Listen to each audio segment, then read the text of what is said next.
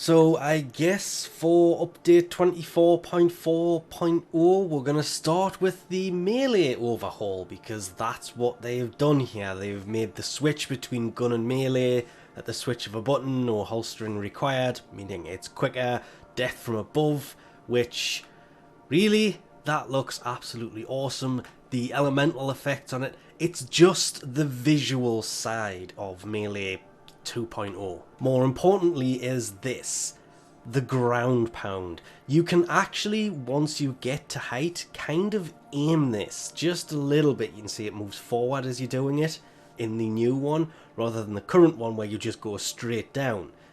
This is what I've been looking forward to more than anything with Melee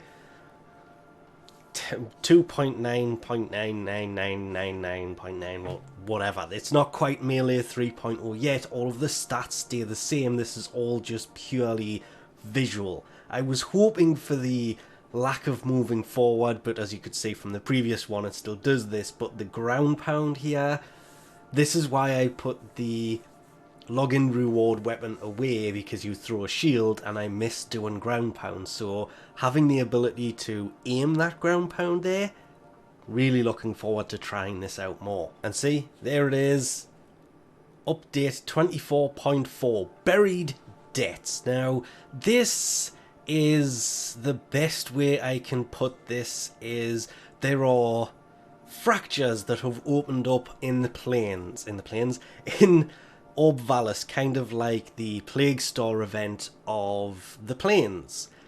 Kind of, that's the only thing that's similar between them. Now, another change, it actually shows the night wave on here, which is kind of nice, but it also shows the world cycle. You can see Obvalis is cold, Plains of Eidolon is daytime. I'm actually looking for the event. Operation, yes. Expires in, yes. It's actually not popping up yet. I was really hoping it was, okay. These are going to be a pain. Now, the way that the point system is going to work for closing these thermal fractures is you will get 1 point for closing them, but if you close 4 points or 4 fractures using 1 coolant canister, you gain 3 extra bonus points, which means you can gain a total of 7 points max. Oh, they've goofed. Oh, they've goofed really badly. Barrow is due soon, and guess what Barrow's bringing today? I mean, it's not that hard to figure it out, it's right there in front of us. But on Melee 3.0 Phase 1, we have this. The new two-handed katana. It is finally here, and actually looks like it's got some pretty decent stats to it. It's more status, not that good on the crit, sadly. Does need Kuva. Ooh. It needs alloys as well. No, I think it's Obvalis you get that one from. I'm not really sure on that one. Orgon crystals, 5,000. It's actually pretty cheap to build, but wow. I was not expecting it to have radiation, but kind of looking forward to trying this out. It's a new weapon style, it's a two-handed katana. I'm really hoping this comes with new stances to go in it. Then there is this thing, the new archwing weapon. Finally, it has been way too long since we've had a new archwing weapon. This, though, is inside of the Tenno lab for research, which means it's got 3 days behind that. It has a charged attack and a held attack. Not sure how a held and a charged work, because if it's a held attack, if you're holding it to charge it, yeah, dual fire mode for the fail. I hate dual fire mode weapons, if I'm honest, but the charged attack, wow, that actually looks pretty cool, and it has decent crit to it. It's not as good on the not as good on the status. It's got 50% for the normal one. Really looking forward to trying this thing out though, even though it is inside of the Tenno lab. Then there is Limbo's new deluxe skin. This has actually come with this. The Nyx one has not turned up, luckily, but the Limbo one has, which is weird because Usually they would have kept this till next week when they don't have anything because they've just released everything.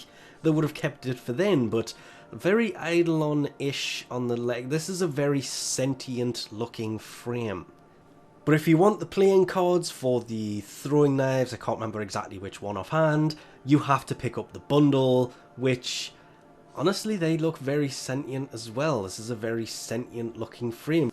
Slightly more important, and I can actually use her to demonstrate this, they've changed the abilities screen. When you actually click on abilities inside of your equipment, your arsenal, whatever you wish to call that, it will actually now come up with this screen, and you can see what the passive is still, being invulnerable for a bit. That's not what I'm looking at. Damage to shields does not affect health, no damage bypasses over shields. This says something completely different. I'm actually reading it off the website and off this. This ability is restored when shields are fully charged, makes you invincible when your shields are depleted. It's going to be a brief moment of that, but that's not what it says. That is two completely different passives. There is her first ability, which charges and launches devastating bolts of fire. Actually charges it, you can see there, which I liked. It drains the shields, doesn't use power. Second ability, similar kind of thing. You can see it drains the shields, and I like the way that it demonstrates that there. Actually, I like that quite a lot. A percentage of shields and armor of nearby enemies replenishes her own shields and overcharges them.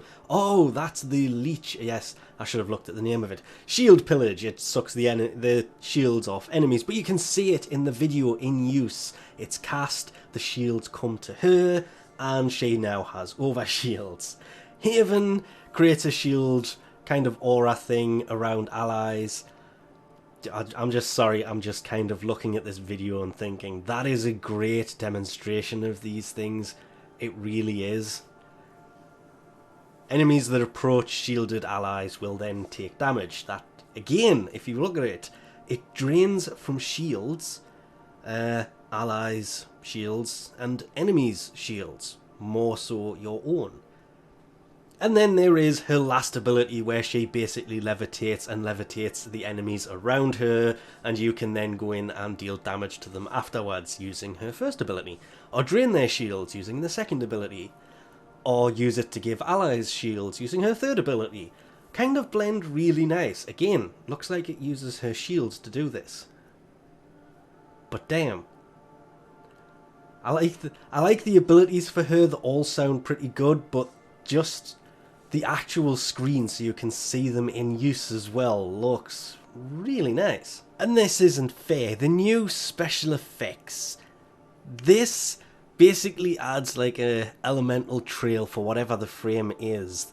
But you don't have to use the freezing one, for example, as Frost walks past, on Frost. But the seeding one is obtained from arbitrations. The freezing one is the new boss fight, so is the shocking one. The smoking body is from the Stalker. Blazing Step is from Elite's Sanctuary Onslaught. And Bleeding Body is from Arbitration Honors. Oh, that means that this guy has it inside of any dojo, inside of Arbiters of Hexus, and there it is. Now what I'm interested in, it uses one of the systems of Garuda, 1,000,000 credits, what the 10,000 Kuva, I used 85,000 of that stuff yesterday, and Vitus Essence, and it needs 20 to actually purchase it. Okay. Yes! Okay, the finally fixed, 5 months later, the archwing, the K-drive bug inside of profiles. You can see it's no longer stuck with this one being on, mine was on 24. I know some people who are stuck on, I think one is 12, and I'm pretty sure one was level 7. There is actually a stance for the two-handed katana as the event started there. That just... Since I'm still here, Let's see if this will give us a point number. It still doesn't give a point number. It's just come up with a thing saying that that has started. Nope, still no points. Actually, no percentage has gone up at all on this either. That event's got me kind of weirded out. Okay, it's just clicked. This is in relation to the map that they sent people, and I posted it on Twitter earlier, and there was a completed map that appeared from the 4 sections that we had to try and untangle. I did not even finish one by the time everybody'd finished all of them, so yeah, I kind of sucked at that. I actually got annoyed and quit it while I was almost completed and felt like a bit of a... Anyway, it's the locations on this map. Find and scan them. That is the first part of this event. But the new K-drive system, it's scrap, thermite, so it is all valid stuff for that. That thing actually looks pretty nice, as do some of the blades. They're not... Why did I say blades? The emotors for these things, these look pretty nice actually. Getting it so it's built to look exactly the same as it does in that picture though is going to be painful at best, knowing which ones are actually the new parts for this. Oh, okay, there it is. Remembering what I said earlier about you can get 1 point for every fracture that you heal. You can get 7 max if you can close 4 of them with 1 coolant, so you need 100 in total to get the Opticore Vandal. But there it is in writing. The Opticore Vandal is the actual reward for this thing. But it's still coming up with the scans here. But at least it's now... Oh, look at it. Oh, I want that thing so... I wonder... It doesn't actually show it because I don't have it, because you have to get to 100 points for this thing. So while on the hunt for the coolant things and failing completely miserably at doing so and looking for the things we're supposed to be scanning, which that's not what I'm supposed to be scanning, that's just wildlife that I haven't scanned yet. That is one of the fissures you have to close. Remembering one gives 1 point, you can close 4 of them on 1 coolant rod thing and you will gain a bonus of 3 extra points, so the most you can get at once is 7 points. And they stand out quite a bit from a distance. I saw this from all the way over there where one of these scan things is supposed to be, but surprise surprise, whatever it is that you're supposed to be scanning for this, there's absolutely nothing in here to scan. So still don't know what the actual scan thing is supposed to be, because I can't find anything. And if I go down there, all that happens is I get completely attacked by everything.